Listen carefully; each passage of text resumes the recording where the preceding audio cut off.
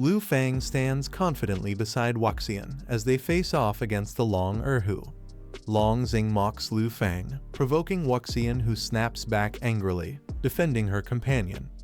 Wuxian clutches Lu Fang's arm tightly and expresses concern, fearing they might get bullied. Lu Fang gently reassures her, promising that he won't let anyone hurt her again.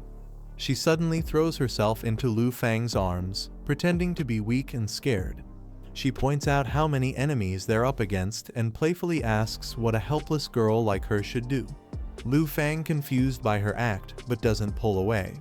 Long Xing demand Lu Fang to hand over something important and even threaten to take Wuxian with them. Lu Fang smirks, while Wuxian, still in his arms, tells him that she'll take care of the problem for him. Long Erhu laughs mockingly at Wuxian's confident claim to handle them. He taunts Lu Fang, belittling his appearance and questioning their qualifications. He declares they're not worthy to interfere in the noble clan disputes. Wuxian steps forward calmly and remarks that noble family battles are ultimately about reputation and legitimacy.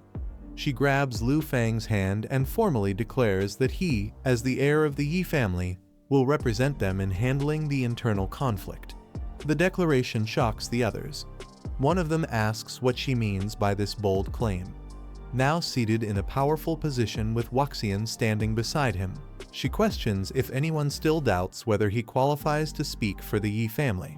A description below identifies Lu Fang as the current head of the Yi family's western branch and heir of Yi Wuxian's ancestor.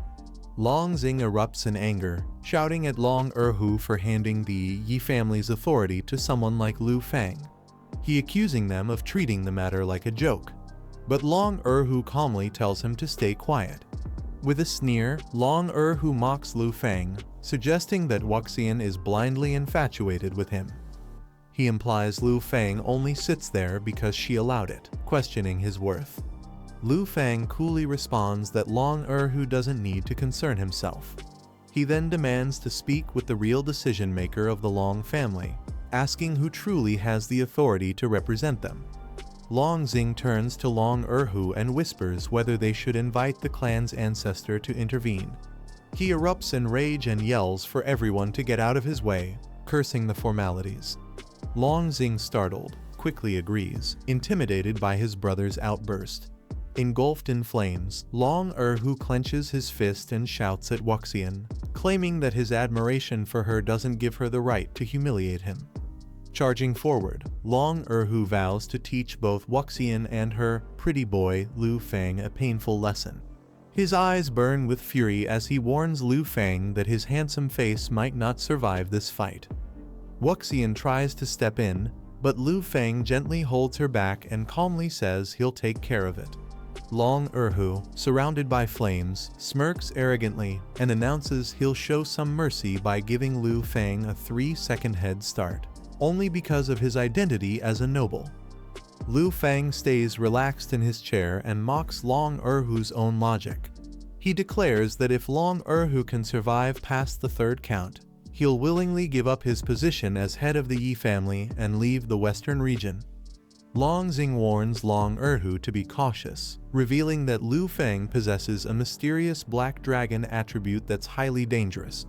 But Long Erhu brushes it off and mocks the idea, boasting about his own 20,000 defense after reaching the 4th gold rank.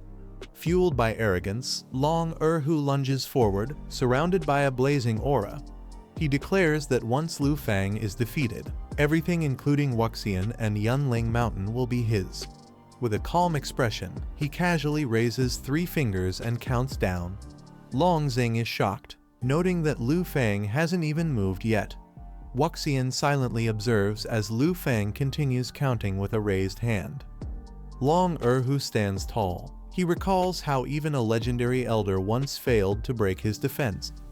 Confident in his 20,000 point barrier, he believes he can endure anything. Lu Fang lifts a single finger and declares 1. A sudden shockwave blasts across the hall.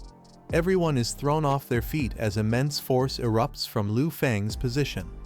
Long Erhu and his allies are sent flying. The room falls into stunned silence. Long Xing and the others are visibly shaken. Long Erhu's men try to recover the situation with laughter, mocking what they assume was just a bluff. They mock Lu Fang and Yi family's reputation. One of them taunts Long Erhu directly, laughing and saying he must have fallen to his knees from fear. Wuxian charges forward furiously. She clenches her fist, not amused by the mockery directed at Lu Fang. Wuxian looks worried and calls out to Lu Fang, but he calmly holds her wrist and tells her not to bother with their opponents. Long Xing laughs and pats Long Erhu on the shoulder, trying to brush off the tension with mockery. But at that moment, Long Erhu's body trembles. The massive prayer beads around his chest suddenly crack and shatter. Lu Fang announces that the outcome is already clear. Long Erhu tries to stand, but before he can react, his body suddenly trembles. Long Xing looks confused, reaching out toward him. With a loud explosion, Long Erhu's chest bursts open. The massive beads scatter and blood splashes across the hall. Long Xing screams in panic, begging for someone to save his brother. But it's too late. Erhu collapses lifelessly. The others look on in horror, realizing he was killed instantly. One man stares in disbelief. He can't understand how Lu Fang managed to do it without even moving. Furious over Long Erhu's death, Long Xing and his allies erupt in rage. He commands his men to avenge his brother and capture Lu Fang to face punishment. But before they can get close, a wave of energy stops them. Some hesitate, others falter, as Wuxian and Lu Fang remain calm. The attackers are met with powerful resistance that throws their formation into chaos. Wuxian tells Lu Fang to leave someone alive to report back. Lu Fang nods with a smile, saying he already understands and will handle everything from here. With a flick of his fingers, Lu Fang releases a small burst of power. Long Xing tries to react, but it's too late. Dozens of Long family followers are violently thrown through the air. Black energy explodes around them, leaving behind only lifeless bodies and shattered defenses. Long Xing stares in horror. Everyone around him is dead. He mutters in shock, realizing it's all over and there's nothing left he can do to stop it. Lu Fang steps forward. He questions Long Xing coldly, asking if the Long family can't even control its own subordinates, especially when they act without permission. Lu Fang taunts Long Xing, asking mockingly who's the one with weak knees now. Long Xing can only stammer in fear, completely crushed by the overwhelming dominance Lu Fang now holds. This is the end of the video. If you guys want to see the next part, then don't forget to subscribe and like the video.